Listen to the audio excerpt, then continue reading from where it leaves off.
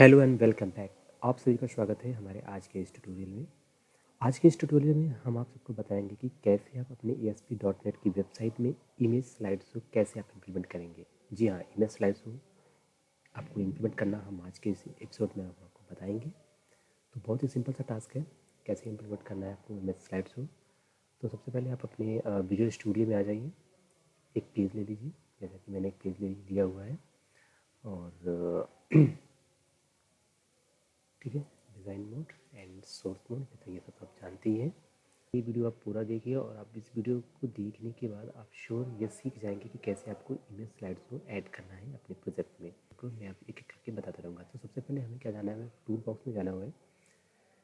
इस tool box में हमें एजेक्स कंट्रोल, जी हाँ, एजेक्स कंट्रोल में जाना है। यहाँ से हमें एक स्क्रिप्ट मैनेजर ये लेना है। ठीक है, एक स्क्रिप्ट मैनेजर ले लिया। और स्क्रिप्ट मैनेजर क्या करता है कि जैसे कि अगर हमें एजेक्स की फंक्शनैलिटी को अपने एप्लीकेशन में ऐड करना है तो उसके लिए हमें स्क्रिप्ट मैनेजर लेना पड़ेगा। क्योंकि स्क्रिप्ट मैनेजर ही ये इनेबल करेगा कि आपकी वेबसाइट को इनेबल करेगा कि आप एजेक्स के कंट्रोल को, एजेक्स के मेथड को, जो भी चीज़ें हैं उन्हें आप यूज करें। ठीक है, तो हमारा एक और कंट्रोल हम ले लेंगे जो है टाइमर। टाइमर क्यों लेंगे? क्योंकि हम चाहते हैं इसी की जो हमारा इमेज स्लाइड हो तो हर सेकेंड, हर 10 सेकेंड पे, हर 5 सेकेंड पे बदलता रहे। तो इसलिए हम क्या लेंगे, टाइमर कंट्रोल। तो अगर हम डिज़ाइन व्यू पे हैं तो ये रहा इसका डिज़ाइन व्यू, ठीक है, टाइमर कंट्रोल। तो टाइमर कंट्रोल पर राइट क्लिक करें, प्रॉपर्टी में है। तो ये जो इंटरवल देख रहे हैं, ठीक है, आप चाहे तो इसे बढ़ा या घटा सकते हैं। मैंने कहा 1 सेकेंड, हर सेकेंड एक इमेज बदले। ठीक है, तो टाइमर कंट्रोल का एक इवेंट होता है, दैट इज टिक इवेंट। आपको यहाँ पे ये इवेंट का ये इवेंट का मेनू है। यहाँ पे क्लिक करेंगे तो सारे इवेंट आ जाएंगे। इस पर आपको डबल क्लिक करना है तो इवेंट का मेथड जनरेट हो जाएगा। ओके, तो इवेंट का जब मेथड जनरेट हो जाएगा तो यहीं पर हमें क्या करना है, कोड करना है। क्यों? क्योंकि जब जब टाइम हमारा हर सेकेंड बदल ले, जैसे टाइम हमारा अभी सपोज 7:34 हुए, तो जैसे ही 7:34 और 1 सेकेंड जैसे ही होगा तो हमारा क्या इमेज बदल जाएगा। हर सेकेंड हमारा इमेज बदलता रहेगा। तो इसीलिए हम यहाँ पर कोड करेंगे। तो कोड जो है वो बहुत सिंपल है। कोड क्या है, तो चलिए कोड स्टार्ट करते हैं। तो आपको एक रैंडम क्लास का एक इंस्टेंस क्रिएट करना होगा।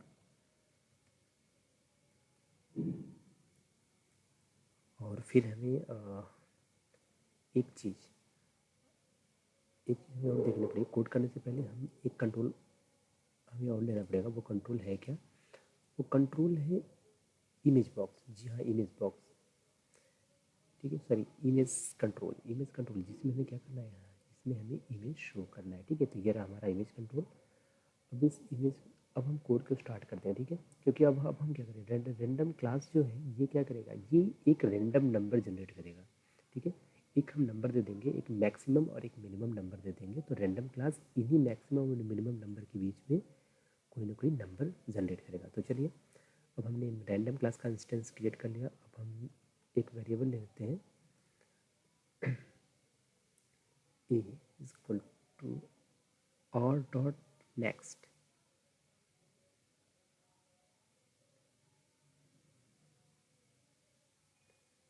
Sorry, R dot next. और इस नेक्स्ट में हम एक वैल्यू दे देते हैं। ओके, मैंने जो वैल्यू दिया है, तो अगर इस कोड की बात करें, दैट इज इंटीजर। आर क्या है, ये रैंडम क्लास का इंस्टेंस है। और नेक्स्ट इज मेथड। नेक्स्ट एक मेथड है जो क्या करेगा, 1 से लेके 14 के बीच का कोई भी एक नंबर जनरेट करके उसे ए में स्टोर कर देगा। तो ठीक है, अब ये नंबर का क्या लफड़ा है, मैंने 1 से 14 ही क्यों दिया? आप कहेंगे 1 से 14 ही क्यों दिया? क्योंकि एक्चुअली मेरे पास एक इमेज, आपको एक फ़ोल्डर बनाना पड़ेगा। इमेज इमेज नाम का या पिक्स नाम का आपको एक फ़ोल्डर बनाना पड़ेगा। और इस फ़ोल्डर में आपको क्या करना पड़ेगा, कुछ इमेज को पेस्ट कर देना होगा। हमारे पास एक फ़ोल्डर पड़ा हुआ है। ठीक है, फ़ोल्डर। ओके, ये हम पूरा का पूरा फ़ोल्डर ओपन कर लेते हैं। इसमें से बहुत सारे पिक्स हैं। इस पिक्स को मैंने कॉपी कर लिया और इसे हम यहाँ पर आएंगे और इसके अंदर हमने पेस्ट कर दिया। ठीक है, अब इस ये जो देख रहे हैं हमारे पास एक पिक्स नाम का फोल्डर है और इस फोल्डर में जितने भी इमेजेस हैं सबकी हमने नाम की जगह हमने क्या, हमने डिजिट लिया हुआ है। क्या लिया हुआ है? डिजिट। सब जो है 1 2 3 4 5 6 7 8, ठीक, 1 से लेके 14 के बीच के डिजिट है। ठीक है, तो उनका जो नाम है हमने डिजिट में रख दिया। इससे हमें आसानी क्या होगी, क्योंकि रैंडम मेथड जो है हमारा है, इससे आसानी ये होगी कि रैंडम मेथड जो है हमारा वो 1 से लेके 14 के बीच में कोई भी नंबर जनरेट करेगा। अब वो नंबर और उन्हीं नंबर के बेस पे हमने इमेज का नाम रखा हुआ है। जैसे कोई भी रैंडम, सपोज उसने रैंडम नंबर अगर 10 जनरेट किया तो एक चीज़ से हमारी जो इमेज होगी that is 10 dot JPG 10 dot JPG या पीएनजी वो हमारे पास आ जाएगी। तो नेक्स्ट कोड में हम क्या लिखेंगे, अब हमने नंबर तो जनरेट कर लिया, नेक्स्ट से यूजिंग नेक्स्ट से नेक्स्ट मेथड का यूज करके हमने 1 से लेकर 14 के बीच का कोई नंबर जनरेट कर लिया। अब हम क्या करेंगे, अब हम इस नंबर को असाइन कर देंगे इमेज कंट्रोल को। कैसे? Image 1 dot image URL is equal to, अब हमें करना क्या है, हमारे टिल जो हमारे सर्वर को, डिफ़ॉल्ट सर्वर को रिप्रेजेंट करता है, और सर्वर पे हमारा कौन सा पिक्स फोल्डर का नाम क्या है, पिक्स। ओके, तो हम क्या कर रहे हैं, अगर आप कोड को फिर से देखें, हमने कहा इमेज कंट्रोल, जिसका नाम इमेज कंट्रोल 1 है, उसका जो इमेज URL होगा वो क्या होगा, वो टिल जो है, ये जो सिंबल आप देख रहे हैं, ये सिंबल ये डिफ़ॉल्ट सर्वर को रिप्रेजेंट करता है। ठीक है, कि सर्वर पे जो पिक्स नाम का जो क्या होगा, फोल्डर होगा। ठीक है, सॉरी, इस फोल्डर में अब हमें कनकटिनेट करना होगा। क्या कनकटिनेट होगा, a dot sorry to string. Okay, a dot to string plus quotation में हमारे फाइल के फॉर्मेट क्या है, डॉट PNG। तो हमने यहाँ पे क्या किया हुआ है, हमने, अगर हम कोड को देखें, ये क्लास है और जो उसका काम, ठीक है, और ये क्लास इसका हमने क्रिएट कर लिया, और यहाँ पर नेक्स्ट एक मेथड है जो करेगा क्या, कि 1 से लेके 14 के बीच का कोई भी एक रेंडमली नंबर जनरेट करेगा, वो ए को दे देगा। तो इमेज URL जो है, इमेज URL में हमने कर दिया कि भाई पिक्स वाले फोल्डर में चले जाओ, ए डॉट टू स्ट्रिंग, यानी कि ए क्या है, इंटीजर टाइप का है, और हमें उसे टू स्ट्रिंग में टाइप कास्ट करके उसकी वैल्यू को इमेज वाली बटन कंट्रोल को दे दिया। अगर सपोज नेक्स्ट वाला कंट्रोल अगर 10 या 5 जनरेट करता है, तो पिक्स वाले फोल्डर से 5 ये जाएगा। ठीक है, तो चलिए हम इसको रन कराने से पहले हम क्या करते हैं, इसे, यही सेम को हम क्या करते हैं, यही सेम कोड हम क्या लिख देते हैं, यही सेम कोड अगर हम पेज के लोड पे लिख दें, कि जैसे ही पेज लोड हो, ठीक, अब हमारा ये कोड तैयार है। अब हम चाहते हैं कि जब हमारा पेज लोड हो तभी हमारा इमेज स्लाइड्स हमें दिखना चाहिए। तो इसका मतलब इस कोड की कॉलिंग, इसको ये कोड कहाँ भी होना चाहिए, इमेज के लोड, पेज के लोड पे भी होना चाहिए। तो सबसे अच्छी बात क्या है, हम इससे एक्सट्रैक्ट रिफैक्टर में जाके यहाँ पे क्या करते हैं, एक्सट्रैक्ट एज ए मेथड बना देते हैं। मेथड का नाम हम रख देते हैं स्लाइड, स्लाइड नाम रख दिया, और ओके। ठीक है, तो हम चाहते हैं कि भाई ये स्लाइड हमारा कब दिखे, ओके, इफ पेज इन,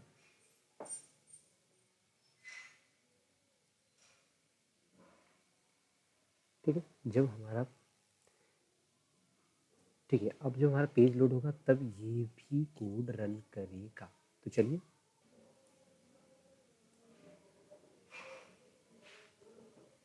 और ये रहा हमारा स्लाइड शो।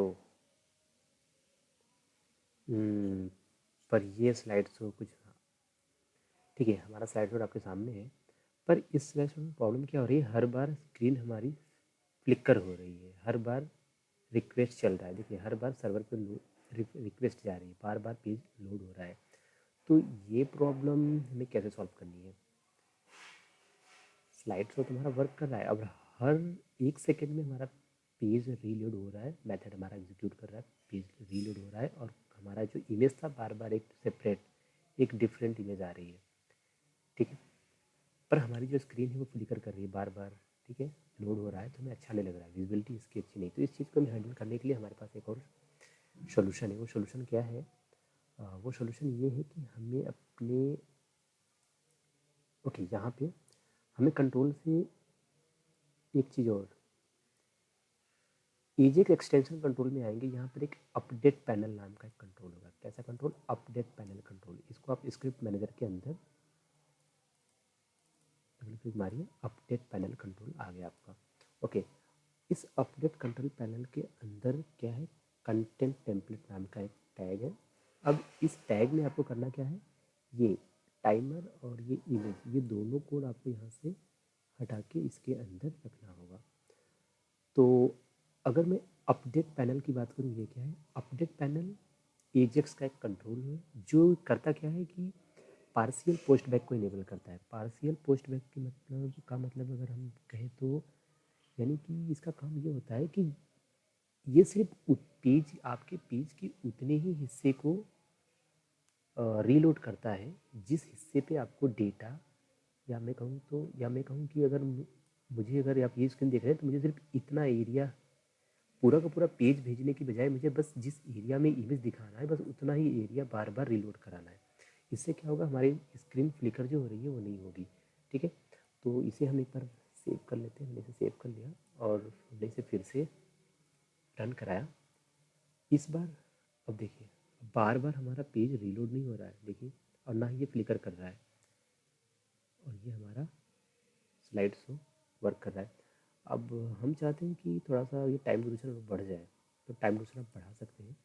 उसके लिए क्या करना है आपको? यहाँ पे इसे आपको 3 सेकेंड कंट्रोल एस, आपने 3 सेकेंड कर दिया, टाइम ड्यूरेशन को हमने बढ़ा दिया। अब क्या होगा? अब हर 3 सेकेंड पे एक बार एक पेज मूव करेगा। ओके, 1 2 3, 1 2 3। ओके, तो हर 3 सेकेंड पे हमारी एक इमेज बदल रही है और दूसरी इमेज आ रही है। और हमारा जो स्क्रीन का जो प्रॉब्लम था कि बार बार जो रीलोड हो रहा था, बार बार रिक्वेस्ट जा रही थी सर्वर पे, तो हमने उसे अपडेट पैनल कंट्रोल लगा के उस प्रॉब्लम को सॉल्व कर लिया। अब ऐसे में आपका हमारी जो वेबसाइट है उसका लुक देखिए कैसा लग रहा है। इसे स्मॉल कर लेते हैं। वाह, बहुत अच्छा लग रहा है। तो आई होप कि आपको हमारा आज का वीडियो पसंद आया हो। तो देर मत कीजिए, इसे सब्सक्राइब कीजिए, हमारे यूट्यूब चैनल पे जाइए, उसे सब्सक्राइब कीजिए, हमारे फेसबुक पे जाइए, उसे सब्सक्राइब कीजिए।